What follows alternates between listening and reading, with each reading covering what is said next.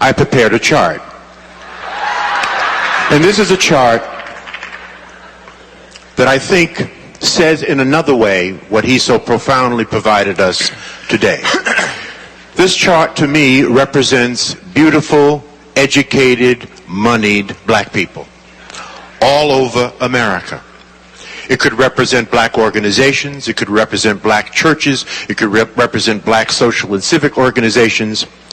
And what you will notice about these beautiful black people all over America is that everybody is doing their own thing, caught up in a Eurocentric value of rugged individualism, having forgotten that it takes a village to raise a child. There is no power here, brothers and sisters. There is no power here. Power is most effective concentrated. You can take a 55-gallon drum of water, spill it over, it will disperse, find its own level, and eventually evaporate. You can take that same 55-gallon drum of water, put it under pressure, put a lid on it, put a hose in it, put a nozzle on the end of that hose, and it can cut concrete. There is no power with us being disconnected. See, there's nothing wrong with dispersion. I live in Cleveland, you live in Atlanta. We have folk in the Caribbean, we have folk in Africa. That's dispersion. That's okay, but we do not have to be disconnected. We are a disconnected people. We are powerless in disconnection. This is where all the power is.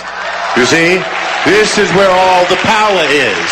Whether you are at the center of your own network or a part of someone else's network, this is where the power is. There's a beautiful African proverb that says, when spiders unite, they can tie up a lion. When we connect, because we are disconnected, we're disconnected from those of like mind. We're disconnected from the best practices in our community. I don't care what it is that you want to do, what profession you want to engage in, what business you want to get into. I can introduce you to brothers and sisters all over America they are doing it to death. You just don't know who they are. You are disconnected from them. There is no power in disconnection. Okay? When we connect, we prevent interlopers from coming into our communities and taking and destroying at will. All right, George. Try to open up the Booker T. Washington delicatessen in Chinatown and see what happens. So we must connect. We must connect the dots.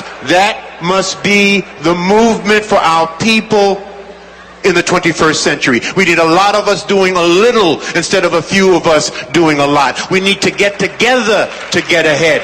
That is why we must network.